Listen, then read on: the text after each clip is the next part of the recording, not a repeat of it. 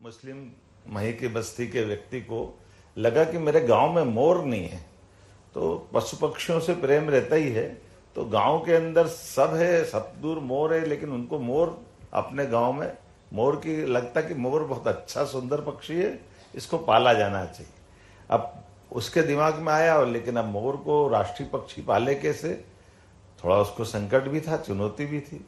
लेकिन उसने कहा मैं क्या करूं। अपने से उनने एक काम किया, मैं कुछ दिन बाद उसके वहां गया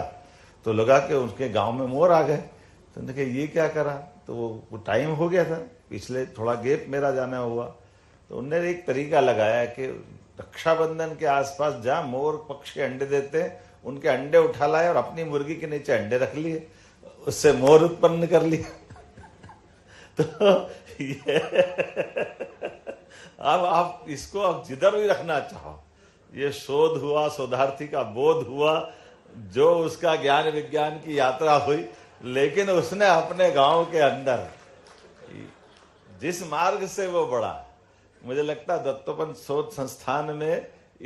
उसके उस भाव को समझने की जरूरत है। उसको कोई व्यक्तिगत लाभ नहीं,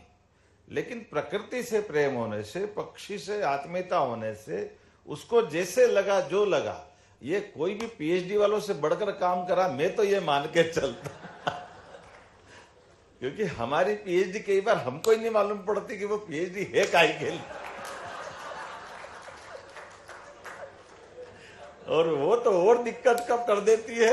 आप सबके लिए तो धक जाए, राजनेता करे तो और डबल आफत हो जाती है। राजनेता के साथ संकट जुड़ जाता है, राजनेता के पीएचडी है, इसका मतलब बिल्कुल ये तो कर ही नहीं सकता, पता नहीं क्या चक्कर। ये संकट मेरे साथ भी था जब मैं पीएचडी करने गया पॉलिटिकल साइंस से, तो मुझे लगा कि इसकी पीएचडी का टॉपिक क्या लें, तो बड़ा संकट था। ये दो वो दो, ये 50 तरह के विचार हो गया, हमारे आचार्य से बात हो गई। फिर मुझे लगा देखना भाई, ऐसा मत करना कि मुझे कोई, मैंने जिंदगी में कभी नकल नहीं की है, ऐसा टॉपिक नहीं होना चाहिए।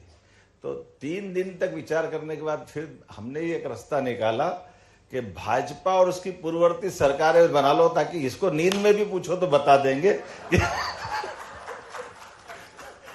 ये टॉपिक पे संवित सरकार कब बनी, जनता पार्टी की सरकार कब बनी, पटवाजी की सरकार कब बनी, उनकी विशेषता ये हो गई, हमारी पीएचडी पूरी, हमारा भी काम चल गया। ये संकट मैंने इसलिए बताया कि ये विषय समसामयिक है, कि हमने अपने उस शोध को इतना क्लिष्ट कर दिया, वो क्लिष्ट क्या, वो बलिष्ठ हो गया, हम पे हावी हो गया, पता ही नहीं चलता है। तो मैं समझ सकता हूं कि आज के इस अवसर पर ये हमारे लिए सच में राष्ट्रीय शोधार्थी समागम का ये बहुत पवित्र समागम है, जिसमें माननीय सुरेश जी भाई साहब जैसे विद्वान व्यक्ति हमारे बीच मौजूद है, जिनने बहुत अच्छे से बीज मंत्र में सारी बात कर दी। और सच में महाराज जी को सुन के तो ऐसा लगा कि हमारा ये सच में दोनों प्रकार से इस आयोजन की रचना करने के साथ उद्घाटन सत्र में आपने सुयोग्य अतिथि बुलाए, लेकिन मुझे माफ करना, अगली बार नंबर पहली बार रख देना। बहुत बहुत धन्यवाद।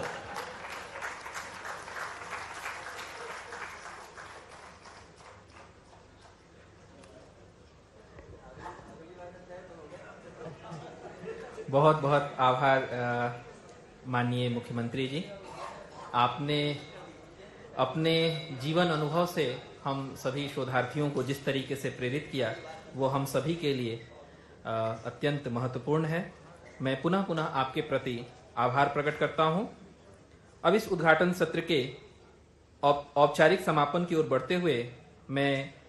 पुनः डॉक्टर मुकेश कुमार मिश्रा जी से सादर अनुरोध करता हूं कि वे आभार वक्तव्य के माध्यम से इस समागम को